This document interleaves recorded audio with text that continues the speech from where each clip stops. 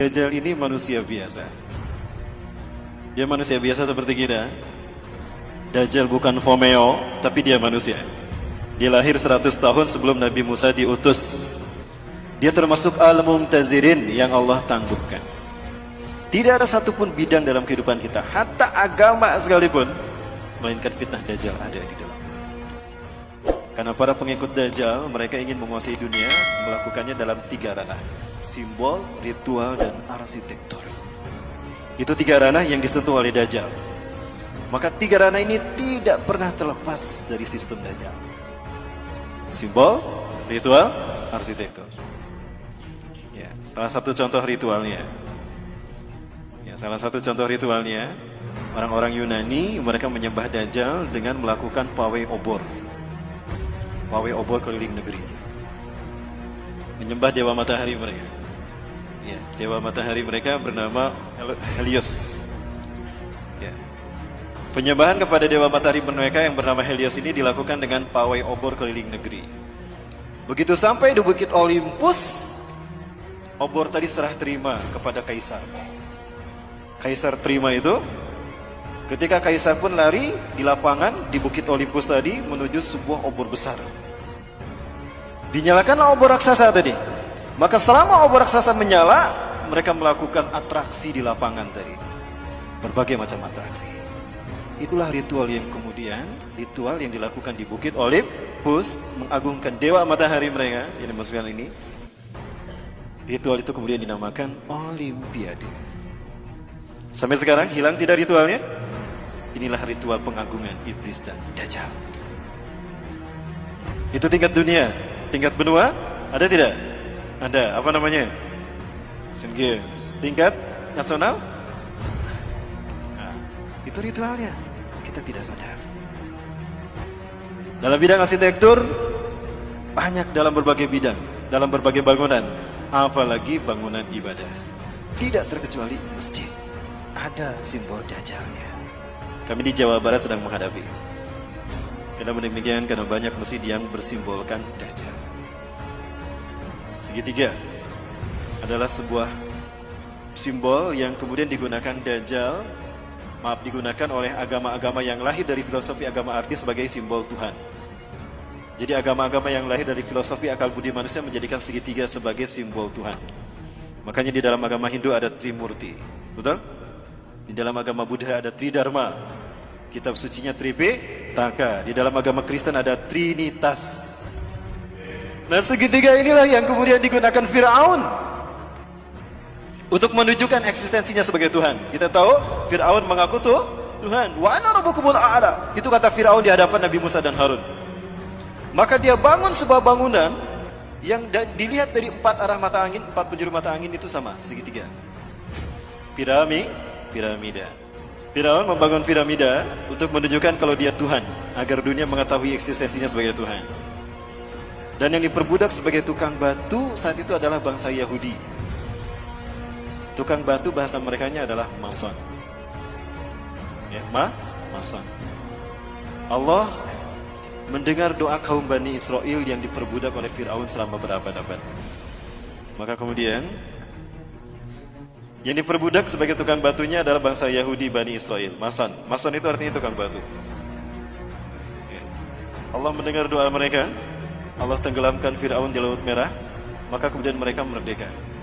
Mereka tidak lagi dijajah oleh Fir'aun. Tapi mereka tidak melupakan posisi mereka sebagai tukang batu yang diperbudak berabad-abad. Mereka tetap akan menyandang diri sebagai tukang batu. Tapi tukang batu kali ini tukang batu yang merdeka. Kalau dulu didedikasikan secara paksa kepada Fir'aun, maka sekarang didedikasikan untuk Tuhan yang mereka tunggu-tunggu. Jadilah mereka tukang batu yang merdeka. Merdeka bahasa Inggrisnya apa? Free. Maka lahirlah Freemason. Dari situ sejarahnya. Tadi sudah kita bahas bahwa segitiga adalah simbol Tuhan dalam filosofi agama Ardi. Maka Tuhan digambarkan dengan segitiga. Siapa nama asli iblis? Azazil. Nama asli iblis itu adalah Azazil. Bagus namanya, itu dari Allah. Azza yang dimuliakan, yang dimuliakan. Il Allah. Azazil yang dimuliakan Allah. Dia marah sama Allah karena tidak terpilih sebagai khalifah di muka bumi. Dia marah sama Allah. Maka dia nggak mau sujud ketika Allah perintahkan dia sujud kepada Adam. Dia masih Allah izinkan tinggal di langit, Bapak Ibu. Dan dia gunakan segitiganya ke bawah. Ini buat iblis. Dia ingin menjadi Tuhan bagi manusia dan dia mengarah ke bawah, ingin menguasai dunia. Dan dialah sesungguhnya yang menguasai bumi. Dari langit dia awasi bumi. Di bumi ada Dajjal yang sama-sama ingin juga mengaku Tuhan, sama juga mengaku Tuhan sebagaimana iblis. Dan sama-sama dilahirkan di negara yang Allah binasakan lewat malaikat Jibril. Sama-sama diurus malaikat Jibril dan sama-sama ditangguhkan ajalnya sampai hari kiamat. Menjelang hari kiamat. Dajjal nama aslinya siapa? Kalau ini nama aslinya Azazil. Kalau Dajjal nama aslinya Samiri. Kenapa Dajjal nama aslinya Samiri? Karena lahir di Samirah. Samirah, Palestina. Allah takdirkan keduanya bertemu di segitiga Bermuda. Segitiga Bermuda adalah sebuah areal pas pantai di Samudra Atlantika yang menghubungkan 3 titik. Ada Florida, Miami, ada Bermuda, dan ada Puerto Rico. Kapal laut, kapal selam yang lewat sana hilang tanpa jejak. Sebetulnya tidak hilang, ada di sana, cuma ditutup dengan kristal cahaya. Allah takdirkan mereka bertemu di segitiga Bermuda dan mereka menjadi dui tunggal, Tuhan yang satu tampak, yang satu dia tampak, mengaku Tuhan. Bagaimana simbol pertemuan mereka? Maka jadilah simbol pertemuan mereka seperti ini. Betul? Nah, ini filosofi dari mana asal simbol seperti ini. Ini adalah simbol pertemuan iblis dan Dajjal. Inilah pertemuan yang sangat dinikmati oleh Azazil atau iblis. Dia menyeru si Samiri Dajjal. Iblis biasa menyebut nama seseorang itu dari suku kata pertama. Samiri dipanggil Sam. Apa kata iblis? Hari ini adalah hari yang aku tunggu-tunggu sejak aku diturunkan dari surga ke dunia, di mana aku dipertemukan dengan saudara kembarku. Maka panggillah dia oleh kalian sebagai Paman Sam. Apa yang terbayang dalam benak kita? Amerika. Ini jawaban kenapa Amerika selalu ikut campur urusan negara di seluruh dunia. Dan kenapa veto Amerika mengalahkan veto The Big Five yang lain. Dan kenapa Amerika selalu ingin menang sendiri dan mengaku sok polisi dunia. Bukan Amerika yang ditakutinya, tapi who was behind American? Siapa di belakang Amerika? Siapa di belakang Amerika?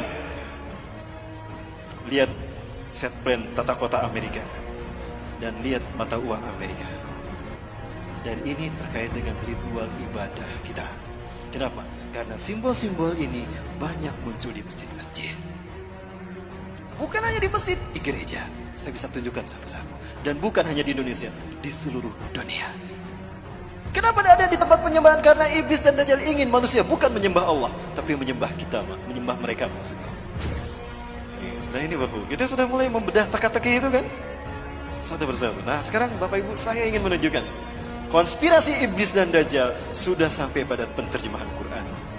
Baik, saya minta yang hadir di sini buka Qurannya semua, yang bawa Quran. Buka Quran surat ke-7 Al-A'raf ayat ke-16. Saya ingin buktikan kalau ini ada konspirasi dalam penterjemahan Quran, konspirasi Yahudi. Dan saya harap Bapak Ibu bisa melakukan kritisi kepada Departemen Agama. Silakan yang di HP pun juga akan saya tunjukkan Bapak Ibu. Di HP pun ternyata ada yang benar, ada yang salah terjemahnya. Sakit dibacakan Mas. Iblis menjawab, karena engkau telah menyesatkan aku, pasti aku akan selalu menghalangi mereka dari jalanmu yang lurus. Bedakan menyesatkan aku dengan menghukum aku tersesat. Kalau kata-kata iblis karena engkau telah menyesatkan aku, berarti iblis sesat karena ada yang menyesatkan, betul? Siapa yang menyesatkannya? Seolah-olah Allah yang menyesatkan kan? Karena engkau telah menyesatkan aku. Iblis berkata begitu. Berarti yang bersalah siapa? Allah yang telah menyesatkan iblis loh. Kok jadi Allah yang disalahkan? Betul Bapak Ibu? Nah, sepakat gak kalau kita minta kepada Departemen Agama dirubah tuh terjemahnya? Sepakat. Itu terjemahan yang diinginkan Yahudi Bapak Ibu. Iblis korban ketidakadilan Tuhan. Harusnya dia yang menjadi khalifah di muka bumi, bukan Adam. Maka Zionis Yahudi gak mau menyebutnya iblis. Iblis itu artinya pembangkang. Ablasi iblisan, pembangkang. Maka dia diberi nama dengan nama yang terhormat. Zionis Yahudi memberikan nama yang terhormat bagi Azazil, bukan iblis. Ada yang tahu? Lucifer. Pernah dengar Lucifer? Maka para pengikut iblis disebut Luciferian.